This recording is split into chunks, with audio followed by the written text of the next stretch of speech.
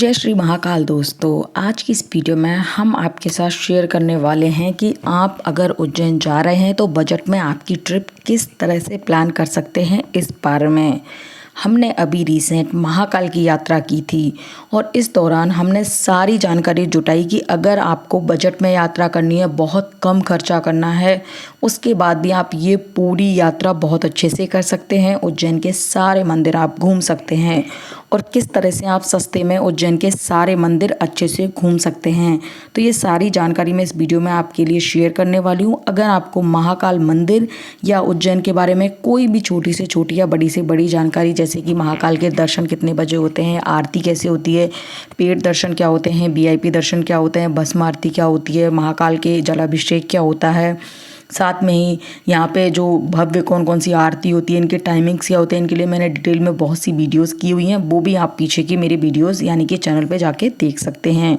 तो चलिए दोस्तों, अब आते हैं हम हमारे टॉपिक पे। महाकाल मंदिर यानी कि उज्जैन पहुंचने के लिए बहुत से साधन उपलब्ध हैं। अगर आप बाई ट्रेन जाना चाहते हैं तो उज्जैन जो जंक्शन है वहाँ से सिर्फ 2 किलोमीटर की दूरी पे महाकाल मंदिर है, तो आप बाई ट्रेन जा सकते हैं। भारत के सभी बड़े शहरों की कनेक्टिविटी उज्जैन से सीधी ट्रेन के द्वारा होती है। अगर आप बाई बस जाना चाहते हैं तो उज्जैन के लिए पूरे भारत से छोटे या बड़े शहरों में से हर जगह से बस से भी कनेक्टिविटी है। अगर बाई फ्लाइट आप ऑप्शन देखते हैं तो उज्जैन के नियरेस्ट जो फ्लाइट के लिए आपको एयरपोर्ट है वो आपको इंदौर एयरपोर्ट पड़ेगा, जिससे कि महाकाल की जो डिस्टेंस है यानी कि उज्जैन महाकाल की डिस्टेंस 70 किलोमीटर के आसपास है। तो आप बाई कैब या बाई टैक्सी आप इंदौर से जा सकते हैं। ये तो हुआ आपका कि आप कैसे महाकाल मंदिर पहुँचें। उसके बाद नेक्स्ट चीज़ आती है कि आप महाकाल में स्टे कैसे कर सकते हैं। तो महाकाल में अगर आप बजट में स्टे करना चाहते हैं तो इसके लिए बहुत सी चीज़ें हैं। सबसे पहली चीज़ जो मैंने वहाँ जाके देखी वो है डोरमेट्री सिस्टम। इसमें क्या होता है कि जब यहाँ जिस तरह महाकाल यात्री निवास है, इसी तरह से कुछ यात्री निवास यहाँ बने हुए हैं। उनमें बहुत बड़े बड़े हॉल हैं जिनमें हॉल में बहुत से बेड लगाए गए हैं और हर एक बेड जो होता है उसका चार्ज बहुत ही कम ये आपसे लेते हैं। इन यात्री निवासों में बस प्रॉब्लम यह है कि आपको कॉमन लेट बाथ यूज़ करने होंगे, लेकिन ये बहुत सस्ते में आपको पड़ जाएंगे। हमने ये ओमकारेश्वर में सिर्फ और सिर्फ ओमकारेश्वर यात्री निवास में 60 रुपीज़ में देखा था। और दोस्तों यहाँ पे अगर आप बात करूँ महाकालेश्वर की तो उज्जैन में ये 100 रुपीज़ के आसपास के आपको पर हेड एक बेड मिलता है, जिस पे एक पर्सन सो सकता है और 100 रुपये के आसपास का आपका 24 घंटे का इसका और रहता है चार्जेस। तो सबसे सस्ता साधन तो ये है। उसके बाद बात करती हूँ मैं दूसरी चीज़ की जो इससे थोड़ा सा महंगा है, लेकिन उसमें आपको एक सेपरेट रूम भी मिल सकता है। वो है धर्मशाला। उज्जैन में बहुत सी धर्मशालाएं हैं जहां आप रुक सकते हैं। इनमें साफ़ सफाई का भी ध्यान रखा जाता है और उज्जैन बहुत बड़ा शहर नहीं है, तो ये धर्मशालाएं जो हैं सारी महाकाल मंदिर के आसपास ही आपको मिल जाएंगी। इन धर्मशालाओं का अगर मैं बात करूँ चार्जेस का तो 500 के आसपास आपको अच्छा रूम इन धर्मशालाओं में आराम से मिल जाता है, जिसमें आप 500 में आप 2 बेडरूम ले सकते हैं, या फिर इन धर्मशालाओं में 3 बेडरूम भी रहता है, यानी कि 3 लोग 3 बेड मिल जाते हैं। और इन धर्मशालाओं में बड़े हॉल भी मिल जाते हैं जिनकी रेट 700-800 तक होती है, जिनमें एक साथ 20 से 30 लोग तक रुक सकते हैं। तो इस तरह से दूसरा स्टे करने का जो रीज़नेबल जो साधन है वो है धर्मशाला। इसके बाद तीसरी चीज़ जिसमें आपको सेपरेट रूम मिलेगा और वो रूम एसी भी हो सकता है, कई जगह नॉन एसी भी हो सकता है। उसका चार्ज होता है 800 से 1000 यानी कि 1000-1200 के आसपास। वो होते हैं गेस्ट हाउस। यहाँ पे छोटे छोटे गेस्ट हाउस बने हुए हैं, वो भी महाकाल रोड पे आपको बहुत सारे मिल जाएंगे। वो तीसरा है जो कि महाकाल में जो धर्मशाला है उससे थोड़ा सा आपको रेट ज़्यादा होगा, लेकिन रुकने के लिए वो भी एक अच्छा ऑप्शन है। उसमें क्या होता है, कुछ एक एसी रूम होती हैं कुछ गेस्ट हाउस में, कुछ में नॉन एसी होते हैं। उनमें आपको लेट बाथ होते हैं वो सेपरेट मिलते हैं, और कुछ में अटैच लेट बाथ मिलेंगे, कुछ में अटैच लेट बाथ नहीं मिलेंगे।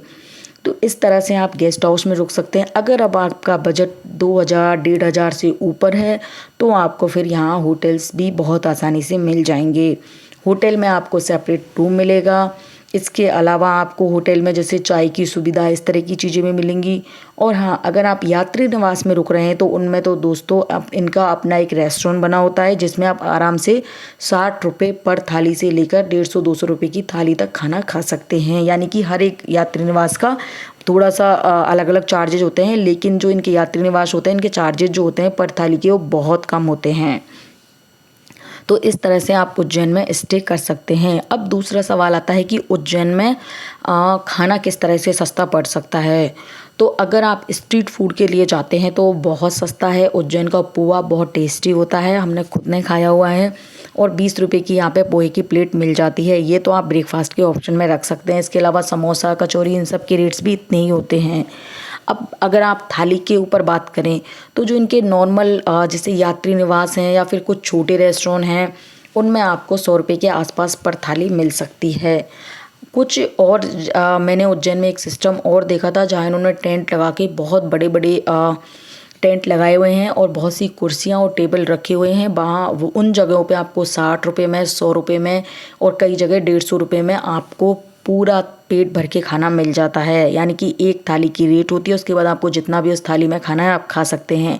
60 रुपये की थाली होती है, उसमें आपको चपाती, सब्जी, रायता और एक आध अचार या सैलेड मिल जाएंगे। जैसे जैसे आपका प्राइस बढ़ेगा, जैसे 100 रुपीज़ थाली है तो उसमें 1-2 ऑप्शन और बढ़ जाएंगे। 150 रुपये की थाली है तो उसमें आपको दाल बाटी चूरमा इस तरह की चीज़ें, कड़ी वड़ी, ये सब मिल जाएंगे। तो खाने में भी अगर आप रीज़नेबल देखते हैं तो इस तरह की आपको बहुत अच्छे रेस्टोरेंट भी यहाँ हैं। और 60 रुपये और 100 रुपये की थाली वाले रेस्टोरेंट भी आपको बहुत आसानी से उज्जैन में मिल सकते हैं। तो इस तरह से आप यहाँ खाना खा सकते हैं। अब तीसरी चीज़ होती है कि हम सस्ते में उज्जैन कैसे घूमें। तो दोस्तों, सबसे पहली चीज़ आती है उज्जैन में जो महाकाल मंदिर है उसके आसपास के आपको मंदिर कैसे कवर करने हैं। सबसे पहले मैं बात करूं महाकाल मंदिर की, इस पे मैंने एक डेडिकेटेड वीडियो किया है, आप मेरे आई बटन पे भी देख सकते हैं एंड स्क्रीन पे भी आपको मिल जाएगा। उसमें मैंने आपको बताया है कि कैसे आप फ्री में महाकाल का जलाभिषेक कर सकते हैं, भस्म आरती ले सकते हैं, बिना वीआईपी टिकट के भी आप गर्भगृह में जाके महाकाल के दर्शन कर सकते हैं। इन शॉर्ट मैं आपको बता दूं, जब दोस्तों सीज़न ऑफ होता है या फिर दोपहर के 1 बजे बाद, शनिवार, रविवार, सोमवार को आप छोड़ दें और सावन का या इस तरह का बैसाख का बड़ा महीना छोड़ के जब सीज़न ऑफ होता है तब 1 बजे बाद नॉर्मल जो लोग होते हैं उनको भी थोड़ी 1-2 घंटे के लिए गर्भगृह में जाके जलाभिषेक की परमिशन होती है, जिसमें आपका कोई चार्ज नहीं लगता है। तो अगर आपको फ्री में जलाभिषेक करना है तो आप इस तरह के टाइम चूज़ करें जब बहुत ज़्यादा क्राउड ना हो, छुट्टी का दिन ना हो। क्योंकि दोस्तों अगर आप पेड जलाभिषेक करेंगे, भीड़ वाले दिन करेंगे या फिर जिस दिन छुट्टी नहीं होगी उस दिन करेंगे तो आपको यही जलाभिषेक पर पर्सन 1100 रुपये और एक कपल का जो होता है यानी कि 2 लोगों का वो 1500 रुपये में पड़ेगा। अगर आप ऑफ सीजन में जाएंगे तो आप फ्री में जलाभिषेक कर सकते हैं।